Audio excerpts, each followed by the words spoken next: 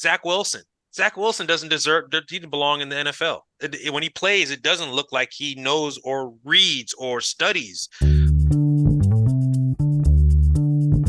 Greetings and salutations, and welcome to the Odd Coaches Podcast. I am your host, Dr. Keith Adams. You can find the Odd Coaches Podcast on YouTube, Spotify, iHeart, Podbean, or wherever you get your podcasts.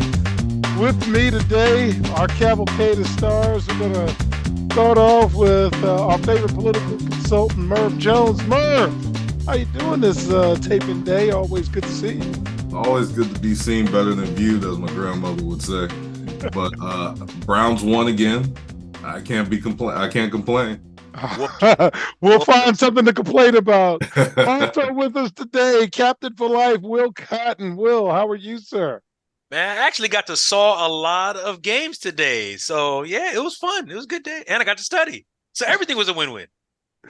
And speaking of everything not being a win-win, our favorite team leader has joined us this evening, Mr. King. Mike King, how are you, sir?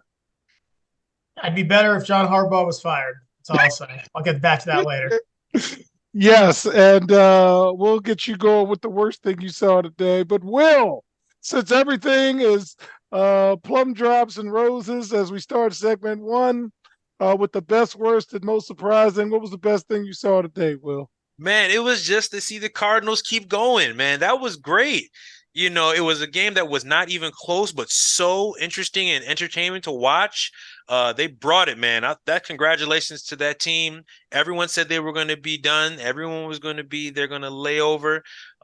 It may be true again. You know, they're only first to two, one of two, but they've been playing pretty well, and it won't be a lack of effort, man. These guys are going to bring it, and it's exciting to watch. So congratulations to Arizona. All right. Merv, what was the best thing you saw today? Shockingly, it was Jordan Love. I was happy to see him, the maturation process take hold and extend that opening home game winning streak that Green Bay has. Like, he was under pressure. He had to be clutch, and he showed out. All right. And Mike, what was the best thing you saw today, sir? I guess I'll go with a 70 burger put on by Maryland quarterback Leah's brother, Tua. He was okay. He's on my fantasy team, still lost, even when my quarterback scored 70. All right. And sneaking in just under the wire, our favorite sports reporter, who is retired from that, but Casey Gilmore has joined us. Casey, what was the best thing you saw today? Oh, man, the best thing I saw today was speed kills, man. Miami putting up 70 on the board is incredible in this day and age of the NFL. Yeah, that sounded like some SEC score from the Steve Spurrier area. All right, so the worst thing we saw, folks, we're going to give Mike King some extended time with the worst thing he saw today. Mr. King, the floor is yours. In my survivor pool, I had advanced with the Commanders and the Giants. I was feeling real good. There was a lot of favorites this week. I figured there'd be some surprise. So I wanted to pick another one that was not a great team. So I went Ravens. It was in the bag. The special teams coordinator coach had a special teams play. It's 2:03 left. The other team has one timeout. All you need to do, catch the ball, run around for 3 seconds, 2-minute warning over. Now they have one timeout. The clock goes to almost like 20, 30 seconds, and it's an easy win. This guy, who's won a Super Bowl because he got to coach against the only person with his genetics, has the guy do a fair catch. Then they end up giving up the field goal, and it's a tie. Okay. Later on in the game, he calls a timeout at the wrong time, which almost allowed the other team to win because they got a free second because he doesn't know what he's doing.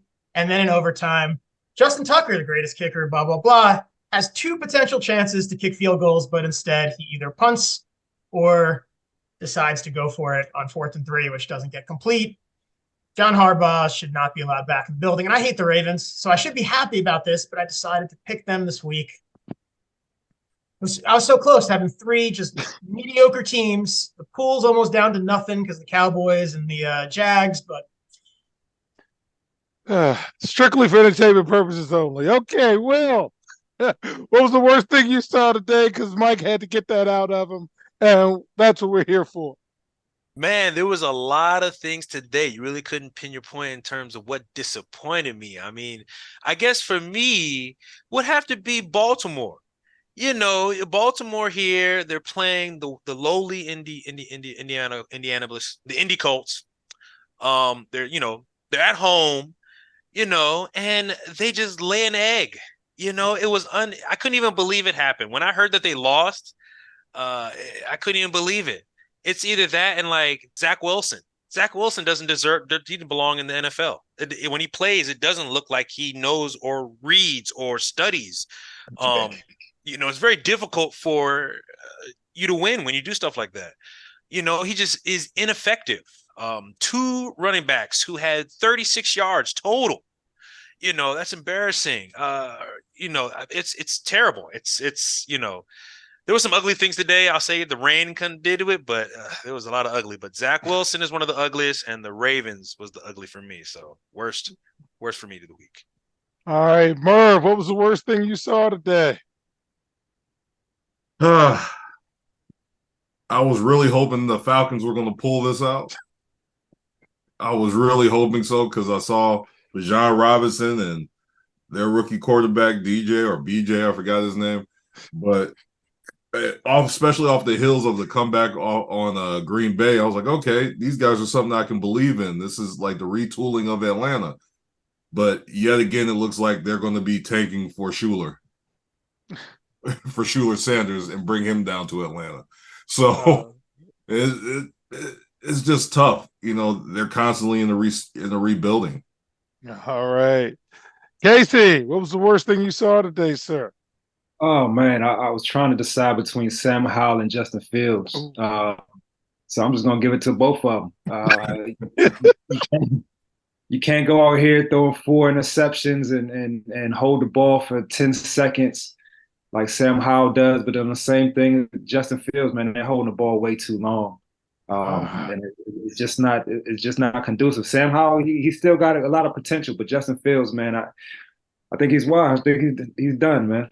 Casey, Sam played his 3rd game after being on the shelf all year last year. You're gonna have some bad games. Do we need to bring up Troy Aikman and Peyton Manning? Nah, see, I believe in Sam Howell. I super believe in Sam Howell, man. It's just that he has those tendencies to hold the ball, and being 5'9.25", you can't really hold the ball behind, when the heat is coming. So it's gonna be between those two. All right, Merv, what was the most surprising thing you saw today? What was the most surprising thing you saw? I'm stuck between Tua actually showing he can throw a football and Arizona winning. Can't go wrong. Yeah, I'll just go ahead and go with Arizona winning because they're in a rebuild again without a starting quarterback. And Dobbs has proven to be a rocket scientist by learning a NFL playbook in less than 2 weeks. Okay. Mike, what was the most surprising thing you saw today? I'm going to say, even though it's not surprising, but it still was surprising. The Jets can't beat the Patriots. It's been 15 times in a row. Tom Brady hasn't been there for a long time. I think Trump was president last time down. So they've been losing to nobodies. The Jets talked about how they had a defense like the 85 Bears, the 2000 Ravens, and the Legion of Boom, and they can't beat the Patriots still. It warms my heart because the Giants are bad too. So New York sports talk will be a little bit friendlier for me now that they could spend a little bit of time on how they might never beat the Patriots. All right. Casey, what's the most surprising thing you saw today? I would have said it was the Cowboys losing, but that's not a surprise to me. Arizona's played the NFC East pretty well. So I'm going to say it's the fullback returning the kick in Houston. The up man on the kickoff return, usually just a blocker, return the kick 90 yards and find out he a fullback. So that's the most surprising thing, that fullbacks have wheels. That'll do it. And Will, finish us off, sir. What was the most surprising thing you saw? I believe the brother's name is Devon Achane. He's the running back for the Miami Dolphins. Now, earlier in the week, I heard that he was bumping up to the second string, and this brother took over. This brother had 18 carries, 203 yards, and 2 touchdowns. And I think he had a receiving touchdown. No, he didn't. No. He didn't have receiving. That was Mostert. But this kid, I mean, they went him quietly, and he dogged. Now, again, you had a bad game. Defense wasn't doing, but shoot, 203 yards, 2 touchdowns, and 18 carries. I mean, that was surprising. Surprising to me. I think only like Devon Kane's mother and his baby mom probably knew that he could do that. Because other than that, nobody else knew that was coming because he was sitting on my bench too. So I'm sick. All right. So fans, when we get back, we're going to discuss some organizational alignment. We're going to talk San Francisco 49ers, the good, Chicago Bears, the bad, and Jacksonville might turn into the ugly. We'll be right back on the Odd Coaches Podcast. The high school and college academic and athletic landscape is changing. The growing number of college transfers, as well as student athletes being able to profit off the use of their name, image, and likeness, has given student athletes the freedom and power to make life-changing decisions. That is why it is important for student athletes to be properly informed throughout the decision-making process. The difference between success and failure is often measured not by yards, but by inches, and even the most successful coaches and players use outside independent consultants to help improve their decision-making, which improves their results. That is what the CKA Save Project would like to do for student athletes across the country, improve their academic and athletic results. Our academic and athletic consulting services assist student athletes with the college decision-making process. The CKA team of former high school and college coaches can provide student athletes an independent assessment of their academic and athletic skills to assist student athletes in their college decision-making process.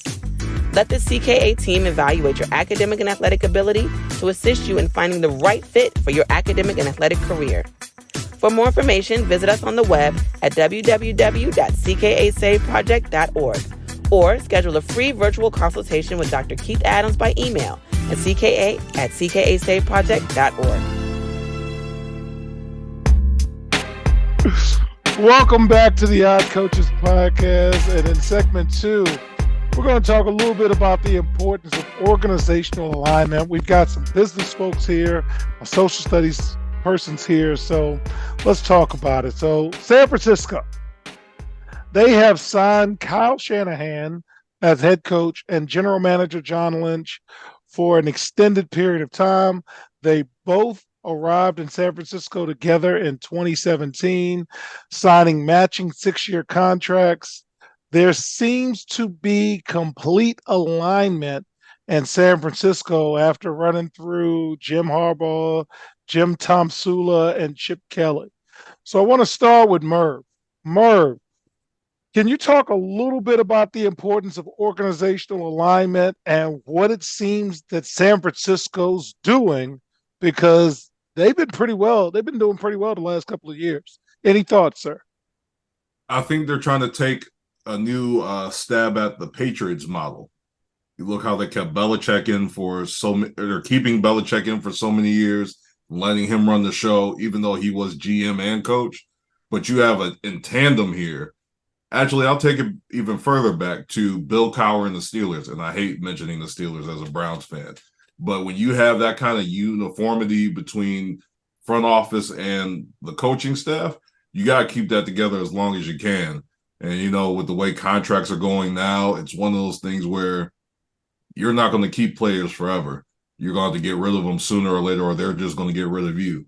So having just a consistent face of the franchise in the front office and the coaching space helps, especially in recruiting, because you know what you're getting for the next couple of years. All right. So when you don't have it, you have what's going on in Chicago. The Bears quarterback, Justin Fields, was open and honest last week when he voiced his displeasure about how he was being used. And to paraphrase him, he said, it could be coaching, I think. At the end of the day, they're doing their job. They're giving me what to look at. But at the end of the day, I can't be thinking about when the game comes. Later in the last week, Justin Fields walked those statements back, and the Bears kind of laid an egg today Casey, as a young entrepreneur, as a businessman, Justin Fields is on your payroll, and he said that out loud. Tell me your thoughts on the Bears, Justin Fields, and where we're going with this, because it's not the direction the 49ers are going in. That's the absolute truth. And then they got $100,000 worth of equipment stolen out the parking lot of the field. So they're a comedy of errors, man. Like Justin Fields, I understand what he was saying. He's saying that he's thinking too much, and the way that it came out was wrong. Like he blamed it. It sounded like he blamed it on the coaches, but he's saying the coaches are putting a lot on my shoulders, and I'm thinking too much. I just can't play like I did last year. Which play last year was just running around making highlights because he didn't throw the ball well. It's just a bad organization from the top down. They've changed coaches. You know, they have a coaching carousel. They found Justin Fields, but they're trying to put talent around him, but they have too many holes, bad salary cap management, just overall bad brand franchise. All right. So, Will, you played for me. As we have mentioned, sometimes your locker room was a little cantankerous. If you're in that locker room and Justin Fields said what he said, how are you looking at it from the lens of the team captain? It's going to be difficult. You know, you get guys like Roquan Smith and other veterans like that. There's really no one there to check it. You know what I'm saying? There's nobody that was drafted. There's nobody that was, you know, certified a captain who put the long way. You know what I'm saying? So it's difficult. You know, right now it's just who makes the more money or who's the most important. And Fields is probably like being the quarterback, being the future or the future that he's supposed to be.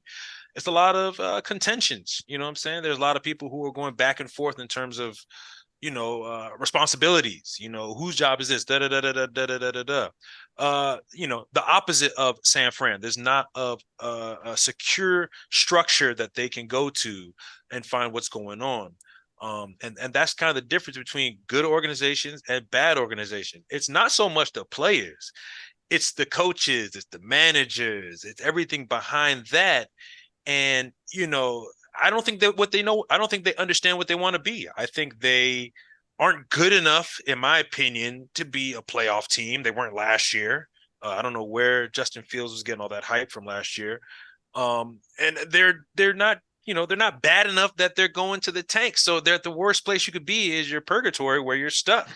And that's a very difficult play. That's a very difficult beat as an organization, because if you can't draft well, you're going to be kind of stuck. So it's just they need to figure out what they want to do. They need to figure out who they're going to be, what they need to do moving forward. Are they going to double down on Justin Fields and say, okay, well, look, we're going to get you a quarterback. We're going to get you a running back. We're going to get you a tight end. We're going to get you a left tackle, right tackle, whatever you need, you know, or are they going to be like, hey, you know, let's see what happens. And if we end up in the lottery, maybe we'll play that card. But they just don't know what's going on. They don't know where the direction is. They want to go forward, but they're going backwards. It's difficult, and we'll figure out where they want to be in a couple of weeks, because not looking like it's going north. It's going south for sure. All right. So, Mike, you have, let's just say, worked for multiple school leaders in your career. You've seen a team like San Francisco. You've also seen a team like Chicago. What's your take on what San Francisco's doing right and what Chicago's doing wrong? So I'd say San Francisco, I've always thought like the best way, because now the quarterbacks make so much money. What if you could have just this loaded team and pay the quarterback nothing and have just whoever you got, everyone else is so good. Brock Purdy, again, got a lot of 300 yards against the Giants, against my team. He did nothing. He threw screen passes.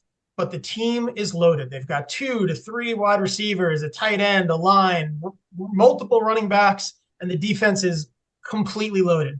It's really interesting if they win a Super Bowl, because who's winning Super Bowls? It's usually superstar quarterbacks. But if this works, and then when Brock Purdy needs a contract, see ya, we'll draft another guy who can throw to all these, weapons and have a defense that's going to do the job for him. That's kind of how I look at San Francisco. It's what I think, if it's done right with the right drafting, could be the perfect way to build a team. So you're not paying $50 million on that position. The Bears, I think the mistake they make, and it's the same mistake the Jets make, you have a young quarterback and you have a defensive head coach, which who's doing well? Andy Reid, the offensive guy. The Rams, the 49ers, all these guys are offensive guys, and they come with the quarterback and they build together. The Bears took Aaron Rodgers as offensive coordinator, as the offensive coordinator for them, or the passing coach for Aaron Rodgers, whatever it was. He did nothing because Aaron Rodgers ran the show. If your coach is a defensive coach, your offensive coordinator better be like some bright mind to work with whoever the new quarterback is. I look at it exactly kind of how like Daniel Jones was screwed up with Jason Garrett's boring blank and Joe Judge, and it set him back so far because what do you need? Offensive coach with a young quarterback, or at least a great coordinator. Zach Wilson, look at what he had. It was a disaster. He was doomed to fail. Same thing with the Bears. I think in this era of the NFL, it's got to be offense with youth. And if it's not, better find the right coordinator. And picking the guy who was with Aaron Rodgers, Mahomes, these great what did they do? Like Peyton Manning's offensive coordinator, what did he do? Nothing. Peyton Manning was the offensive coordinator, right? Like, so that's not the right guy. You need a guy who could think outside the box, or at least, had to think at whatever his previous job was. At least, again, that's my take on both. All right. So to close this segment, fellas, Jacksonville Jaguars, coming off this lackluster performance, has made it known that they're looking for public funding for a stadium.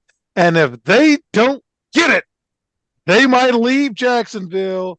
And fellas, between you, me, and the wall, Jacksonville ain't getting another team if they leave. It's not going to happen. So what do we do? And it's simply yes or no. Merv, do you kowtow to the owners, or do you say, well, maybe we should have a team about Jacksonville? What do you think, sir? Well, Florida doesn't have a state income tax. So for that to happen, they're going to have to initiate one for the city of Jacksonville, essentially. That's going to be too much money. Jacksonville already has a swimming pool at the top of their stadium under the scoreboard. It's nice. I don't think they need a new stadium. I think they're just creating a reason to get out of there and go to a bigger market. And that market could be Europe. Casey, what do you think, man? Are you folding because NFL's king, or do you let it go? Hey man, they about to be on teas and crumpets. They're on the first thing to London, man. There's no need to be in Jacksonville. The stadium's old. They got the pool. Yeah, they got the pool. They got the tax. They just got a pool. It's a pool at a stadium. You can go to Vegas for that. Okay. Mike, what are you doing? You're a social studies guy. You're gonna make it work, right? I mean, I absolutely can't stand that the owners take money from the fans, more money from the fans, and this time from just random people, so not even necessarily the fans, to make more money with their stadiums. They're already invested, millions, and they're worth billions. All of them. Every single one of them that bought in before like 10 years ago, they invested millions, they're worth billions. It's too much. That being said, you want your team, you better deal with it. Okay. Will, you have the final word, sir, in this segment. Everybody has said everything that I was thinking. So, that's a great job. But the one thing to remember is Florida has a terrible immigrant policy. So even when they do, let's say they even get the funding, how long is it going to take for them to build that stadium when all the immigrants aren't building it? You know what I'm saying? I mean, no offense, Mike. I don't see too many white guys are going to go buy that stadium for 10, 12 hours a day and build that thing. So it's just not going to, it's not sustainable. I mean, and the taxpayers aren't going to pay for it. There's a man who makes $12 billion. In fact, I think recently he just made $4.5 billion and he's asking for taxpayer money. Imagine if you don't even watch the NFL and you're like, what? You know what I'm saying? Like, definitely not. But on top of that, immigrant policy is terrible in Florida. So even if they got the funding, they'll never build that stadium. It'll never be done. So they better just leave anyway and go to, get the crumpets, get over there in it. All right. So fans, when we get back in segment 3, things strictly for entertainment purposes only. And I wasn't entertained this week. We'll be right back on the Odd Coaches Podcast. The reviews are in for Dr. Keith Adams' book, Finding the Balance, My Personal Journey to Academic and Athletic Success. College professor and student-athlete academic expert Dr. Lisa Rubin said, "There is nothing out there like this book, so I do hope people will pay attention and give it a read." Former George Mason standout Folarin Campbell said, "Consider this book an opportunity to work directly with Dr. Adams, just like I did. I assure you that there will be something you can take away that will be useful to you throughout your personal journey." Ryan Waite, a recent college graduate who is a software engineer, said, "I like how the book is based on research, which makes it good for general students as well as student athletes." The book serves as both a memoir to Dr. Adams' 30-year academic and athletic career, as well as an instructional guide to assist student athletes, parents, coaches, teachers, and administrators navigate through the challenges of finding a better balance between academic and athletic success. The book includes over 15 personal stories and anecdotes from Dr. Adams, along with numerous former players and colleagues from a variety of sports and endeavors. You can order your copy at www.ckasaveproject.org. From the main page, simply click CKA Save Project Services and order the Find the Balance book. For more information, contact Dr. Keith Adams by email at cka@ckasaveproject.org. Welcome back to the Odd Coaches Podcast in segment 3. Strictly for entertainment purposes only. So, because of when we tape, there's 3 games that are just hanging out there in the ecosphere. So, Mike, I'm going to lean on you and give me a top 5 right now in the NFL, sir. Give me a top 5 teams. Dolphins, Chiefs, Eagles, 49ers, no particular order. Dolphins, Chiefs, Eagles, 49ers. I think the Bills turned it around. I'll go Bills. All right. Casey, give me a top 5, sir. Let's go Miami. Let's go, Philly. I'm going to go Buffalo, Kansas City, and I feel like I'm missing somebody. Niners? Yeah, the Niners. Yeah, as long as Dallas stayed on that list, we're good. All right. Will, give me a top 5, sir. Oh, man, let me go with the Niners right now. They're doing pretty well. Give me Miami second, Chiefs in the third. Let me go with the Bills recently because they look like they turned it on, man. They're ready to go. And the 5th team, Philly. All right. Merv, you got a top 5, sir? I do. Starting with the 49ers. I'll go with I'm gonna throw a little monkey wrench in there. I'm gonna go Green Bay. They really showed me what they can do offensively today. And then I will go with the Chiefs and Eagles. All right. I think that was 4, but well good then enough. Browns in there too because they're still winning. They are winning. Yeah. All right. So my season-long bets, Pittsburgh is playing as we tape. Jacksonville's 1-2. They have to win 10, so I still got time. The Jets are 9.5. I took the over, so I think I just gave the casino money. The Chargers won today. I'll take that. Okay. I do have Green Bay over 7.5, and they're 2-1, so I can't laugh too much at Merv. Carolina lost, so they're 0-3. So I think again, I'm not going to win that one. I have Washington over 6.5. They're at 2-1. I think next week they'll be at 2-2.